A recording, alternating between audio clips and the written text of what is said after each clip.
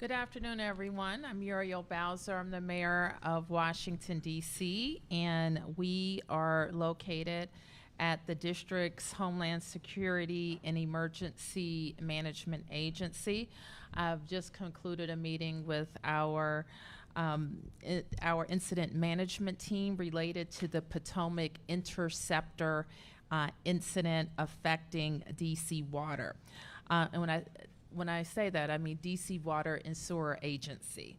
I am joined by leadership from DC Water, CEO and General Manager David Gaddis, as well as the Chief Operating Officer Matt Brown, including members of my team, the City Administrator for the District, Deputy Mayor for Public Safety and Justice, as well as HCMA Director, Department of the Environment Director, and the DC Department of Health Director. So our goal today is to make sure that everybody has a good understanding of the repair that is underway on the Potomac Interceptor, some background about the Potomac Interceptor, and the impacts that we anticipate.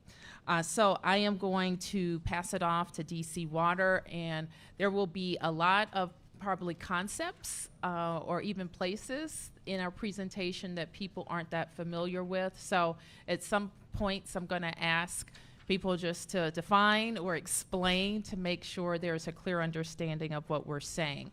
And one of those concepts is this: drinking water is separate from the sewer system. So our drinking water is not impacted by this incident, and we're going to say that a couple of times during this presentation and give you some background information as to why. So with that, I asked General Manager Gaddis to go over some background information and to talk about where we are. Thank you very much, Mayor, and good afternoon, everyone, and thank you for attending. Might want to get a little bit closer to the mic. And thank you for attending this situational update. I want to thank Mayor Bowser for organizing this session to ensure we are all aligned and coordinated on our efforts regarding the Potomac Interceptor.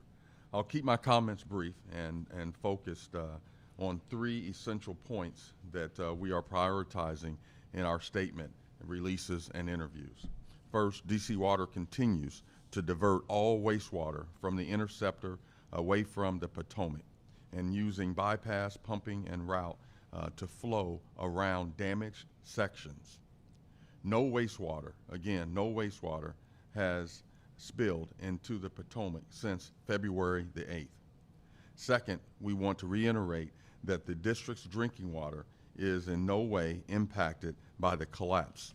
It is a completely different and separate system here in Washington, D.C., and the Washington Aqueduct intake is upstream of the collapsed pipe and the collapse site. Finally, we continue to conduct daily water sampling at numerous sites along the Potomac and the Anacostia, and we are recording steadily decreasing levels of contamination.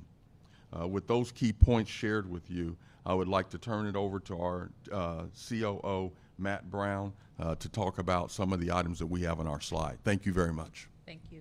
Matt?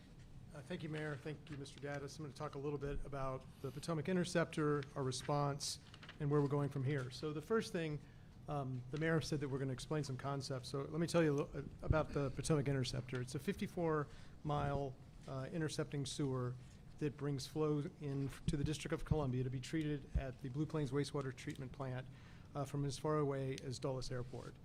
It was constructed in the early 60s. It was authorized by the U.S. Congress and serves a very large area, over 500,000 people, in Fairfax and Loudoun counties, the town of Vienna, Herndon, I mentioned Dulles Airport, and Montgomery County, Maryland. As the mayor said, and as Mr. Gaddis said, the drinking water system is completely separate from this sewer system. And in fact, you can see on the map the location of the water intake, which is north or upstream of the break location that you see in red. There is a separate water intake at Little Falls downstream. That was closed at the beginning of the event and remains closed. And so the aqueduct is only drawing from that upriver source.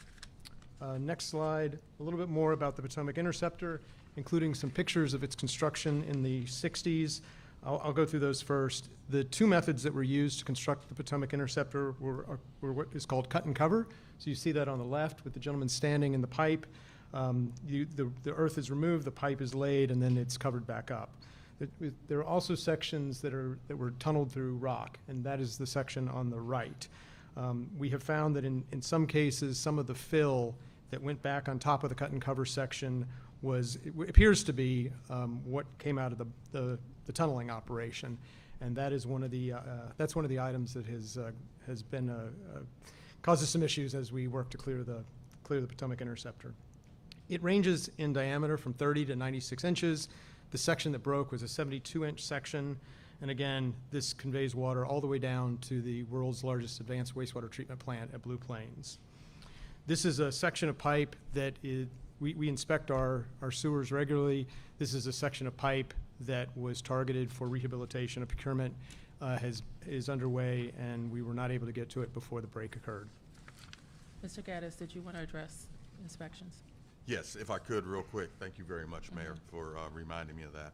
I just wanted to remind everyone that as of 2/17 this week, we have received some updated information at DC Water, and we've located an additional 2024 report that talks about the condition assessment for the pipe in the system at this time.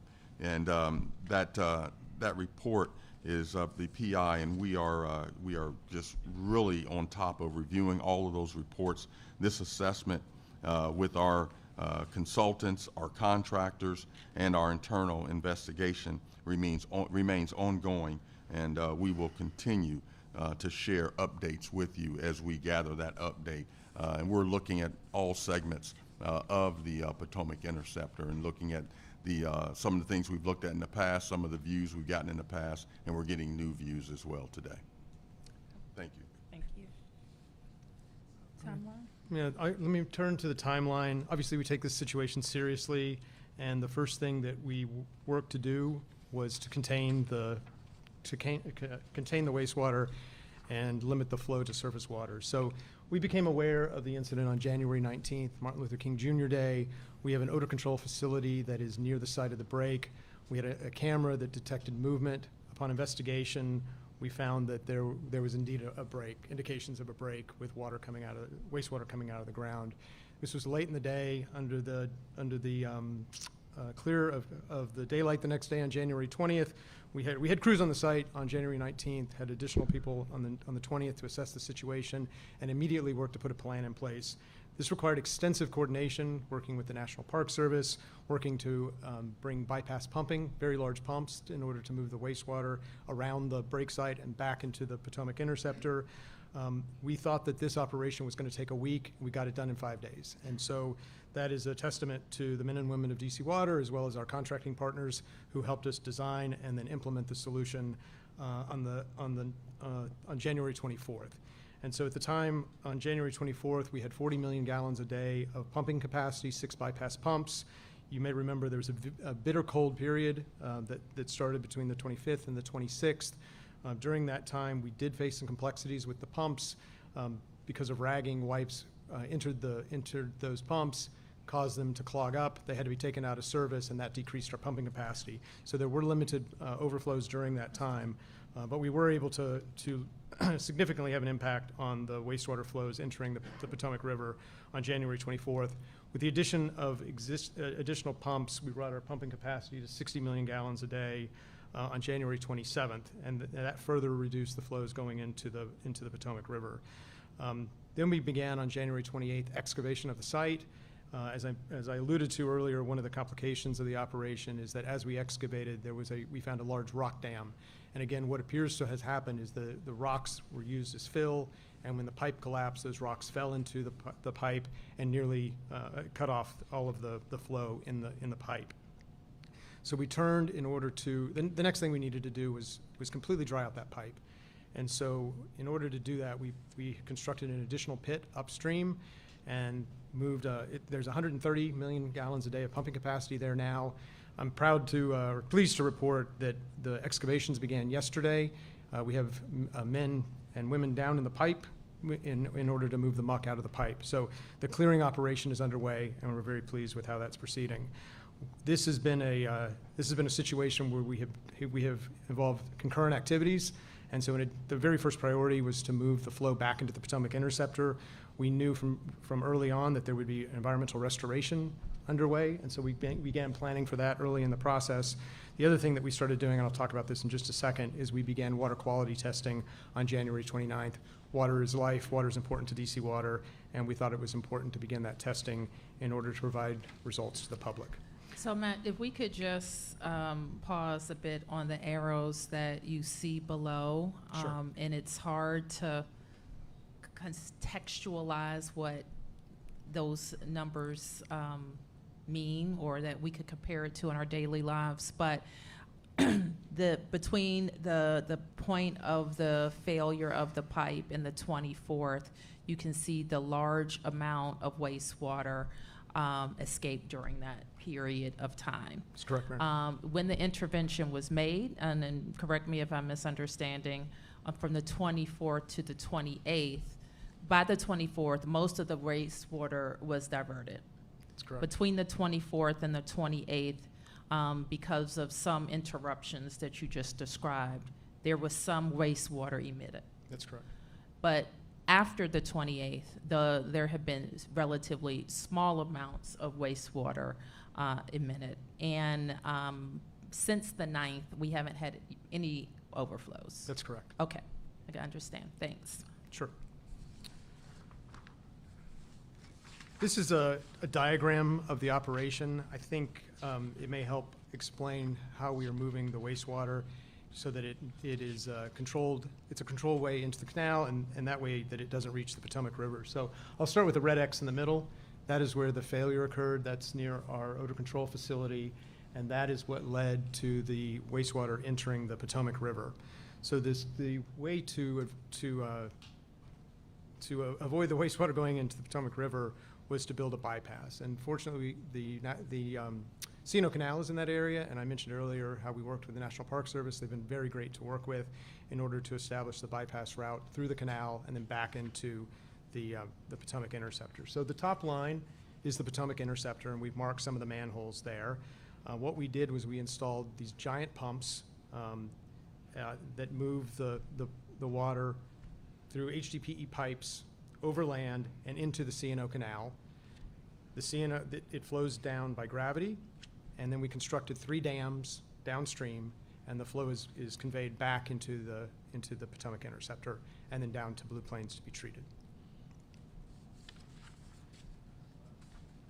This is the specific location in relation to the District of Columbia. It was a 72-inch section of the pipe that broke. It was made of reinforced concrete pipe. It's a reinforced concrete pipe, and that location is about 4.5 miles from the district boundary.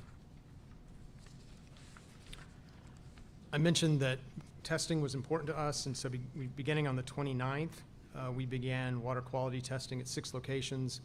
At a location upstream at Old Anglers Inn, at the site where the flow entered the Potomac River, and then at 4 locations in the District of Columbia. And we've posted these results daily in order to be transparent.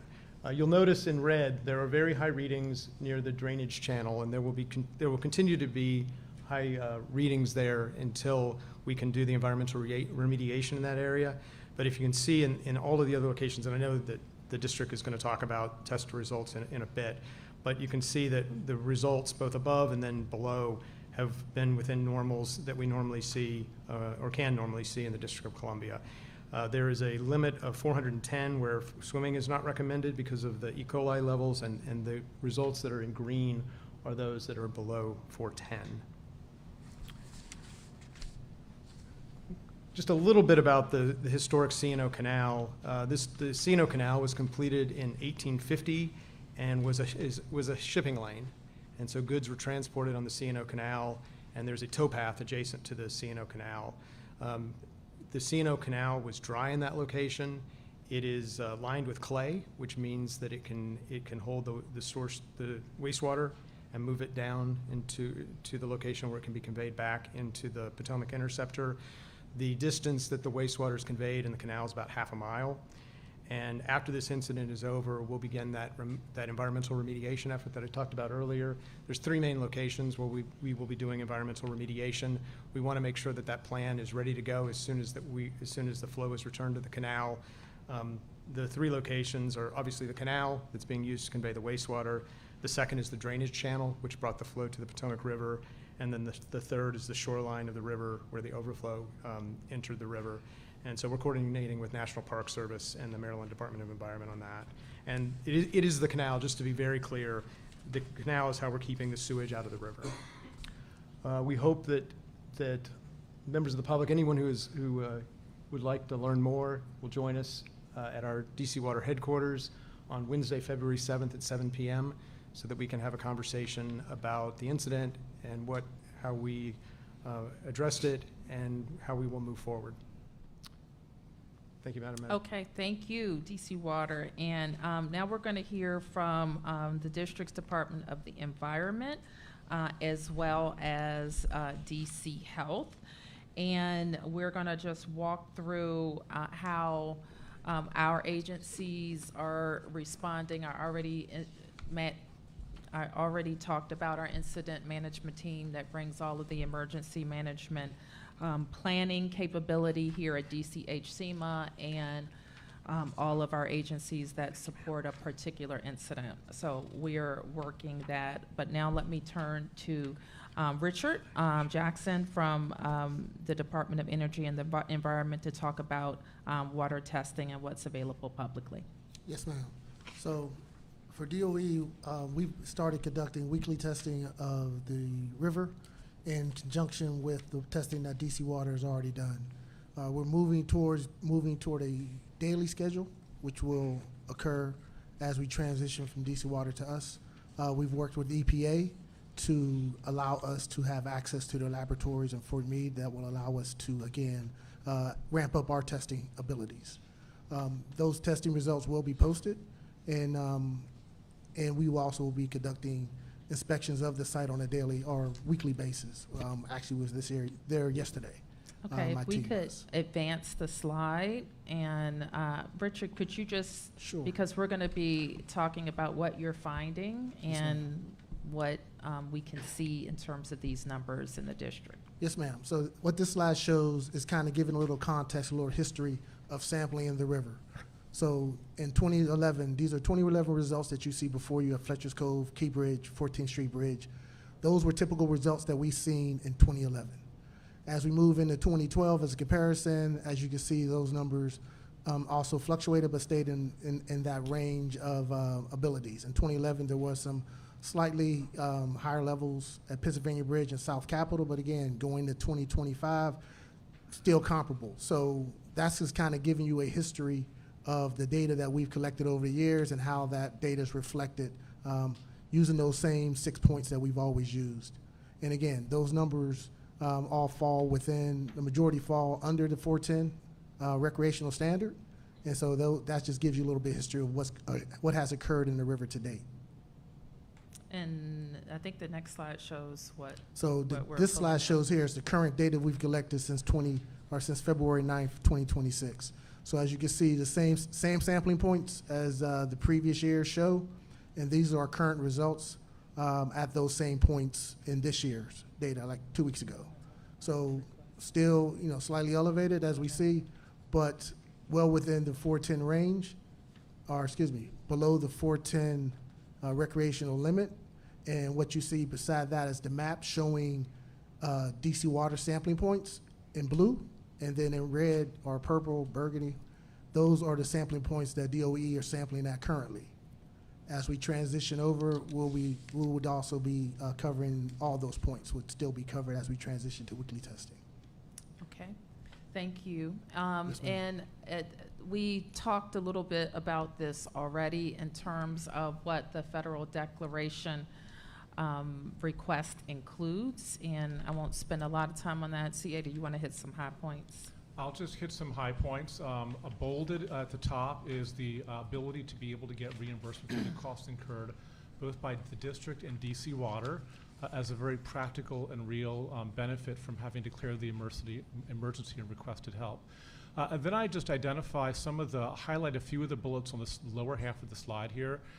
First of all, the value of FEMA doing interagency coordination calls, so we make sure that we make use of both technical assistance and resources that the federal government has. We already are, DOEE is working with EPA with some of their water testing labs to be able to allow for us to do testing more frequently.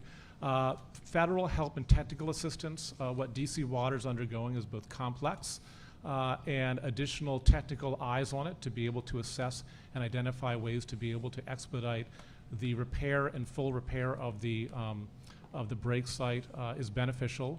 Asking the Army Corps of Engineers to conduct and share a comprehensive assessment of the intake sites and treatment plants to be able to assess for water quality protection and treatment capacity. And then finally recognizing that there are some small business consequences from this downstream as a result of, particularly as we get to a prolonged period of lower activity on the waterways, being able to make sure businesses affected by this have an opportunity to be able to get aid and financial benefits from that. And then the only highlight on the right-hand side is just identifying the need for long-term remediation and capital improvement that we both will do as a region with DC Water and look for federal assistance and support to be able to do that. Okay, and so before you ask, we have not received our approval at this press time, but when we do, we will soon let you know. It should be obvious, but I'll say it anyway. It's not impacting any of the work that we have discussed. Again, drinking water is not impacted, and who wants to walk through why it's not impacted? I will do that. Okay, thank you, Doc. So, hello, I'm Dr. Bennett from the Department of Health. So as you can imagine, my main concern initially was whether our drinking water would be impacted, and so I have learned a lot from DC Water and DOE about why we feel comfortable. Our drinking water system is a separate system. You could see it somewhat on the map. The river is the source of our water, and we do get water come in from the river, but it was upstream of this event. And it enters a system that is separated out from the sewage system. So the sewage water goes to Blue Plains, the drinking water goes to the Washington Aqueduct, and they are not together. So the water used in our drinking water is pulled upstream from the break, and you can see that there was water testing upstream to be sure that there were no impacts in that area, and we did not see any increase in the levels there. And then the wastewater that did go into the river, we can see from the data, did increase levels downstream, so it flowed downstream and our water remained at an intake upstream of that. The intake site that is downstream is the Little Falls, and that is closed during this season of the year generally, and was not open at the time of the break, and will not be opened anytime soon, as is routine. And so we don't have any reason to think there'll be contact between this sewage spill and our water intake at any point. And so once pulled from Great Falls, the water goes to the Washington Aqueduct, which the Army Corps of Engineers runs, and then it's cleaned and distributed to DC Water, and then DC Water distributes it to customers in the district. So all of the water we're getting is after the cleaning process, and before it got to the cleaning process, it never was in contact with the sewage. So I feel comfortable telling everybody that we don't have a concern about drinking water in the district.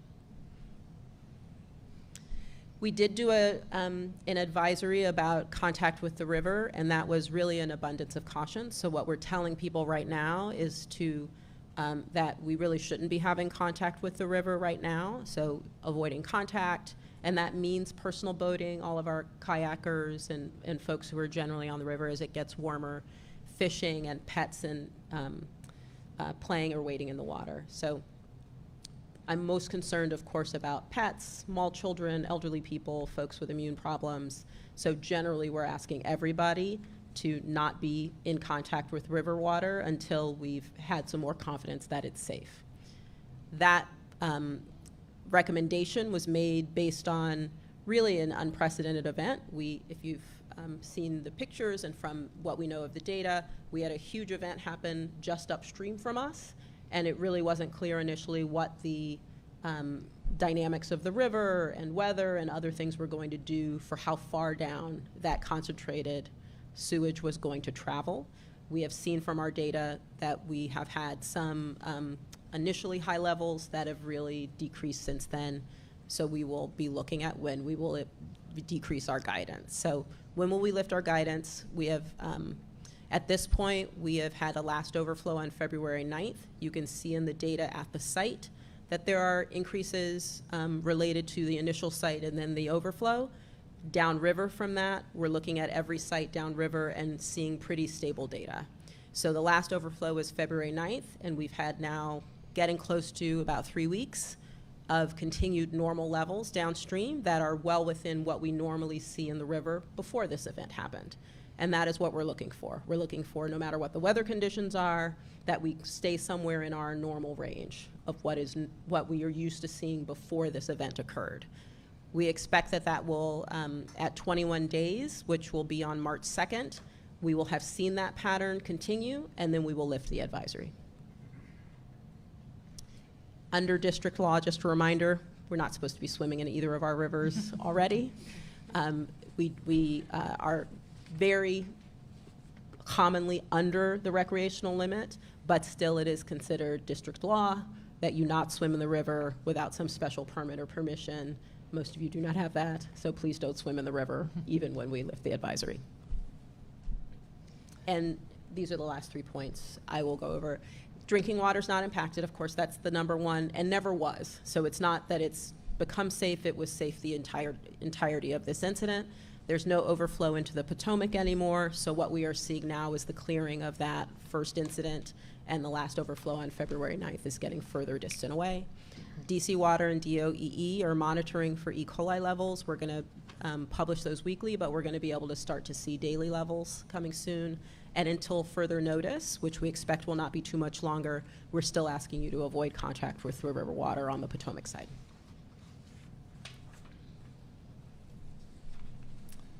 Okay, thank you. I know that was You a are lot. We have listed all the places where you can go for more information, including an in-person meeting that DC Water will host on February 25th. And now I want to turn to Clint to talk about the weekend weather forecast. Thank you, Mayor. So I'm Clint Osborne, the Director of the DC Homeland Security and Emergency Management Agency. And while we've been monitoring and supporting this event, we've also been keeping track of the tail end of our winter season. We are expecting somewhere between 1 and 3 inches of snow, be a wet, heavy snow on Sunday into Monday. To prepare for that, the district snow team has been going through their normal preparations, and they'll begin a full deployment of assets of the snow team, all of our plows, light trucks, heavy trucks, on Sunday, February 22nd. In addition, the Department of General Services is monitoring the forecast and is ready to begin deploying their snow teams as needed to get out and pre-treat.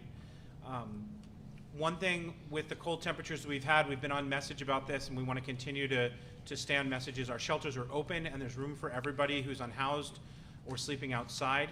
You can request free, accessible transportation for yourself or someone else if you call the shelter hotline at 202-399-7093 or by dialing 311.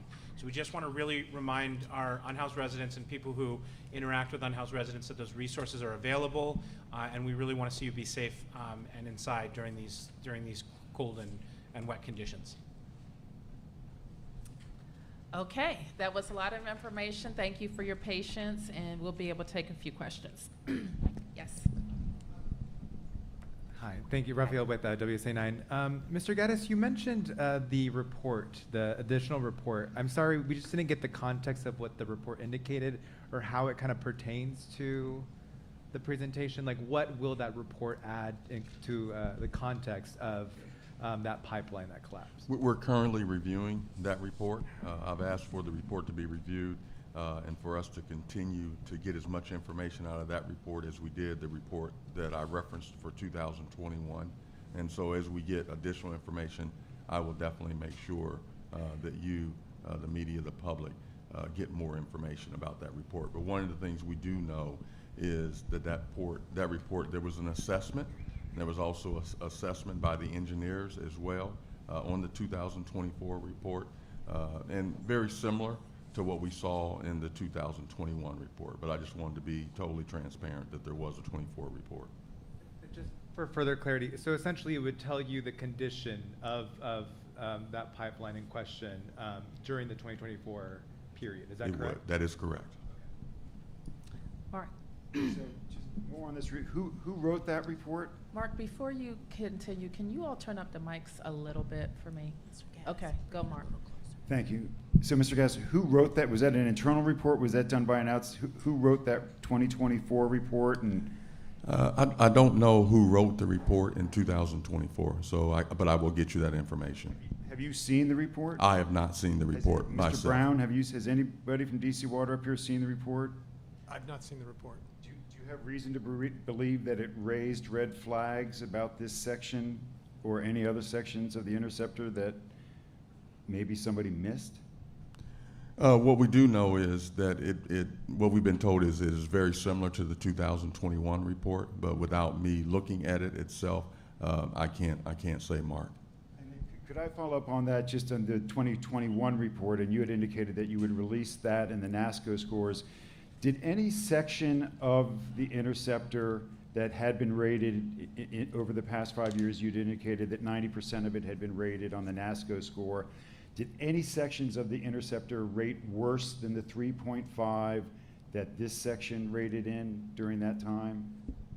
So the way, if I could just explain real quick, the way that pipe is rated with the score that you referenced, an 1,800-foot section is what's rated, and then it is the average, and that is the number that I've been giving you on the 3.5 piece.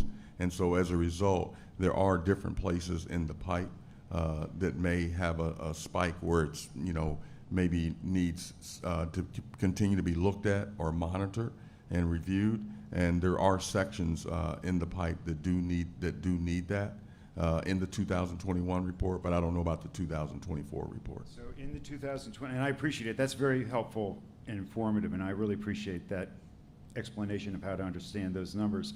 But so in the 2021 report, were there any of those sections that averaged out to a score more troubling than the 3.5 score that this section averaged out to? Yes, sir. So did any of them get rated out of 5? I don't know if it was at a 5. I do know there were some 4. There was a 4 in there. There may have been a 5. But also what goes with that, Mark, is the engineers then take a look at that. And it's not just the report itself or the rating. We also look at the cover. We look at how it's encapsulated and all those sort of things. And then, as you know, engineers then make a decision as to what they need to do or continue to track and make sure that the break can be contained and those sort of things. I appreciate my last on this, and I appreciate your patience with this. That 4 that you say that you do recall, was that above the Great Falls intake valves? That section that rated that poorly? The one that I was referencing was below. I don't know about above. I have not looked at anything yet that showed above, but up below, that is what I was looking at. You're welcome. Martin? So just continuing on this theme, you guys as DC Water had talked about that last fall you had completed a rehab on a portion of the pipe just north of where the break happened. Was that portion rated, I'm assuming that portion would have been rated worse than this portion, or was it all part of that 1,800-foot segment you're talking about? Matt, do you have an answer for that, Matt? I'm sorry. Sure. I don't have the specific rating, but it was deemed that was deemed as more critical in order to, and so the method there was, it was about 800 linear feet of slip lining in order to reinforce that section. Okay, and just, obviously I think you guys have said this, but if this could be made available to us, I mean, if you could see these reports, I'm assuming they should be public, or if they're not, if they could be, that'd be great. One random question, because I mean, much has been made of the fact that the CNO is there, and it's great that it's there to serve the purpose that it's serving right now. There are portions of the Potomac Interceptor that don't run along the CNO. What would happen if one of those portions broke? Like, how do you divert around that? We're talking about this one right now, Martin.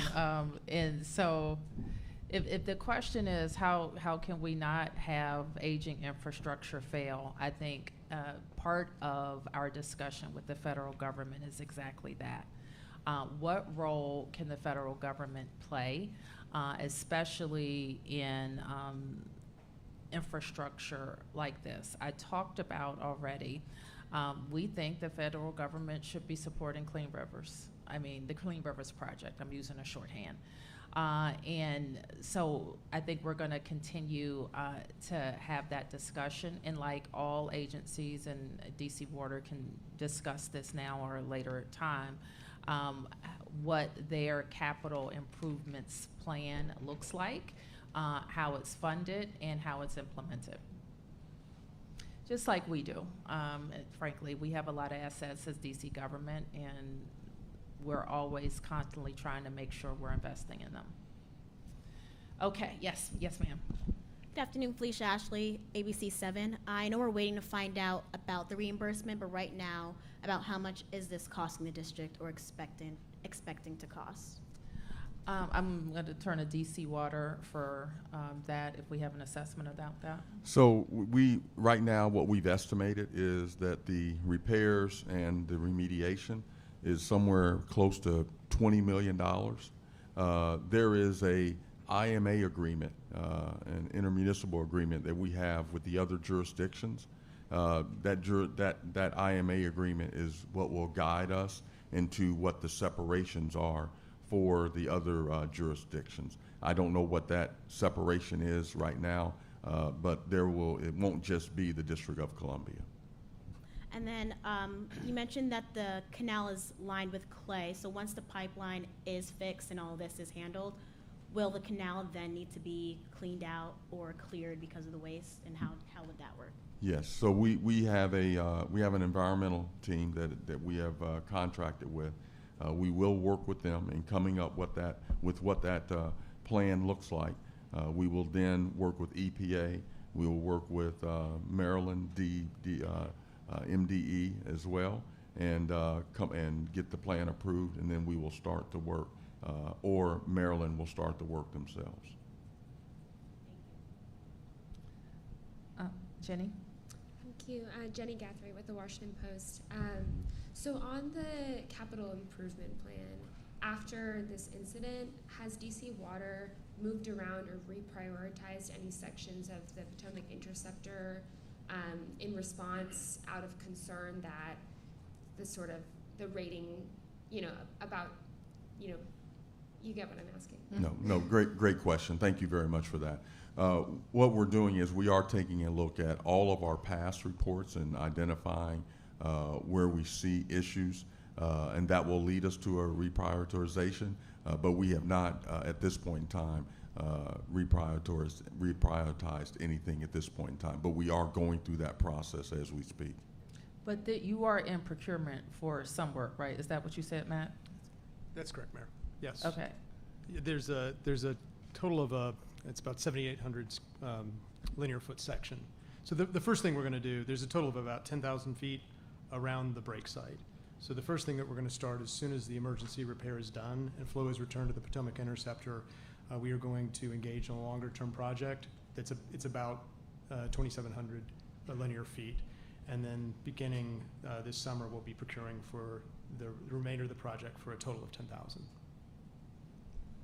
Sorry, a couple more. And then on the ratepayer side of things, I know that we're still waiting to know if the federal government will kick in funds. So obviously there's some uncertainty there. But if that doesn't happen, would DC Water raise bills for residents to pay for these various capital projects? At this point in time, I don't see us having a rate increase because of this incident. We have already submitted to our board our rate increases that we're looking forward to in the future in order for us to continue to run the utility and provide clean drinking water and sewer services to the District of Columbia. And so, but this time, we don't see where there would be an increase because of this incident. Last question. It seems like part of the discussion about the river and its water quality is moving forward going to be maybe just as much about public perception as anything else. You know, after this incident, you have people who might be increasingly concerned about the water quality, even though the testing data.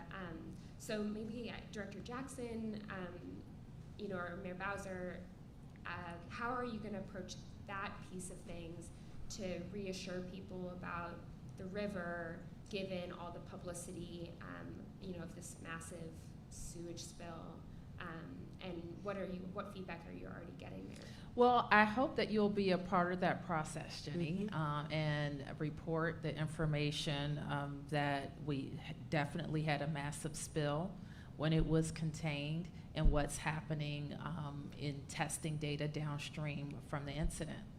And so all we can give people is the facts and report them as timely as we can. And likewise, make adjustments. And part of why we're kind of looking ahead to lift the advisory is because we had an unprecedented event. There are repairs going on. There's weather events happening. So if the doc comes to me and says, well, you know, we thought March 2nd, but maybe it's going to be a little bit later, then that's what it'll be. But we will give the information, we'll evaluate it and report to the public as we need it. Yes.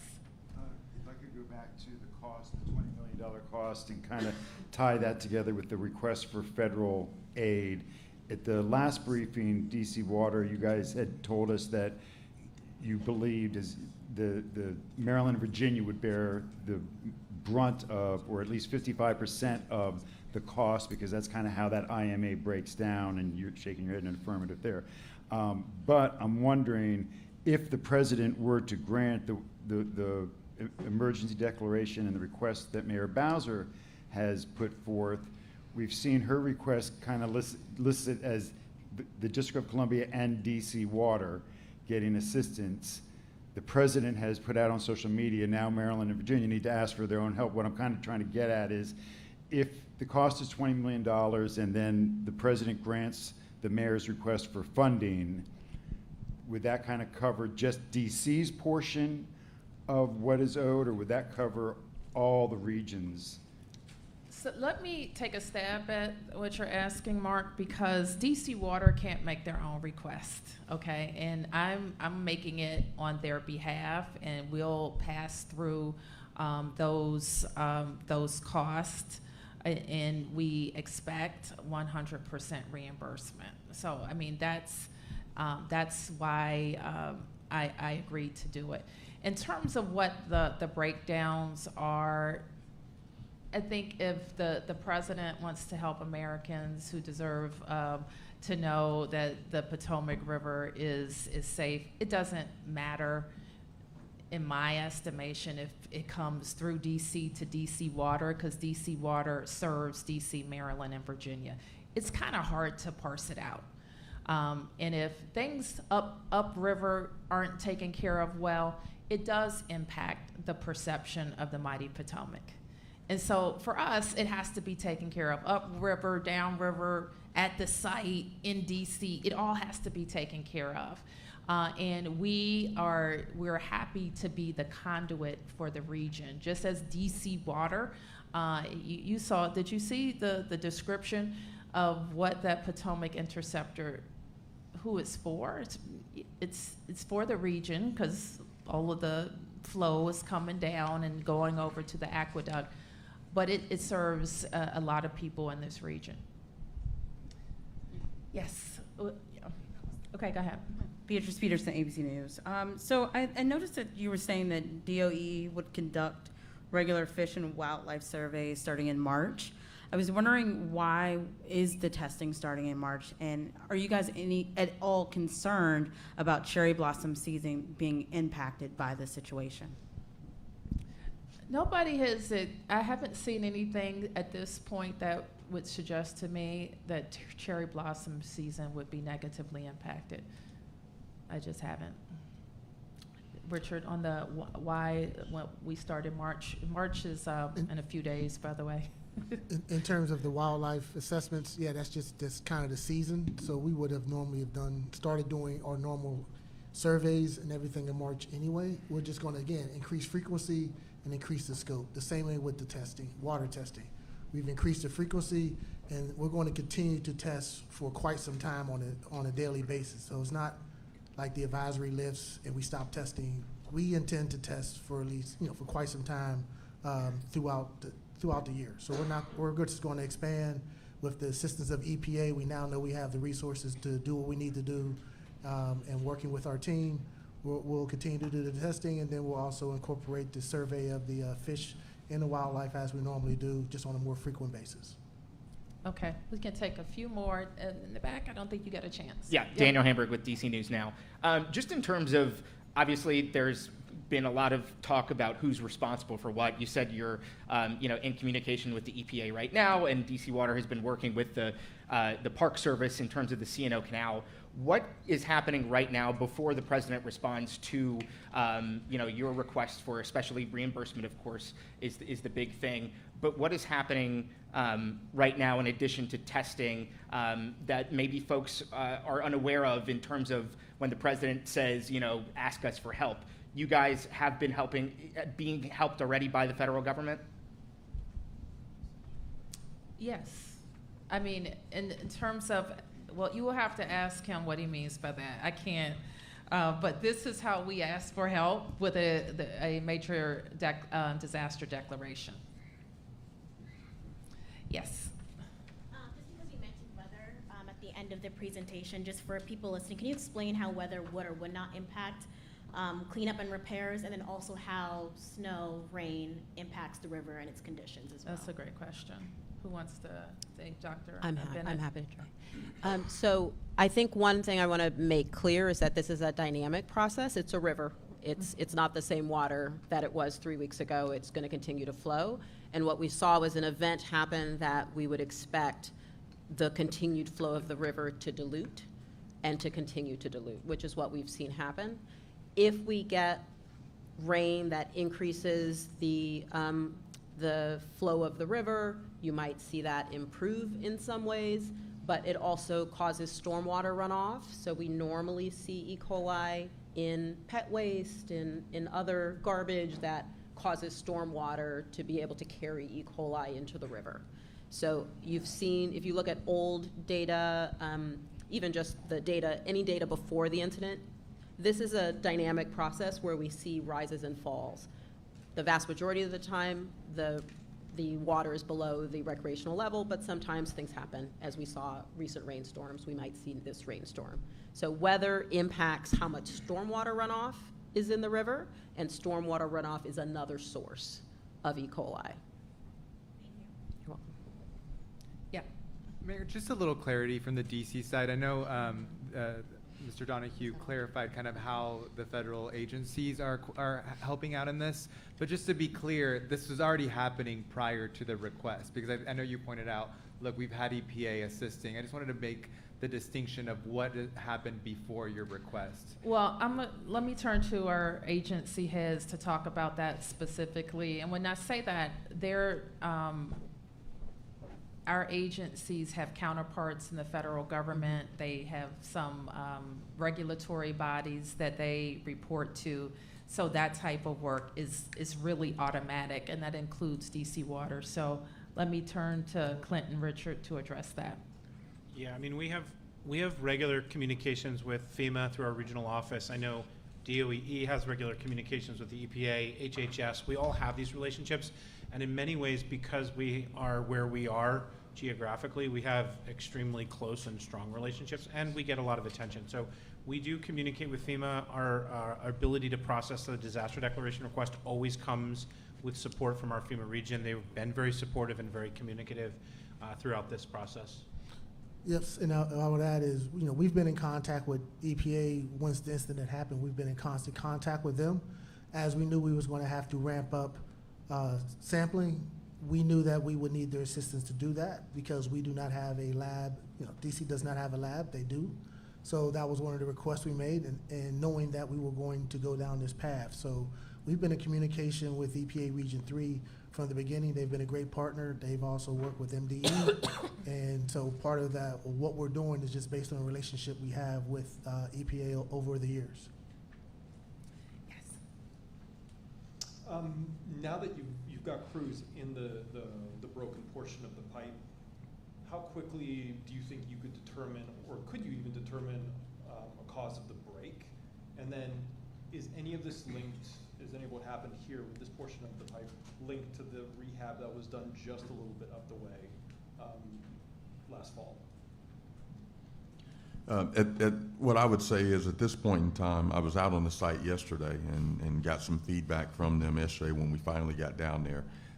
Don't know how soon we'll be able to say what the cause of the break is, but as soon as we find out, we will be transparent in communicating that as to what the cause of the break is.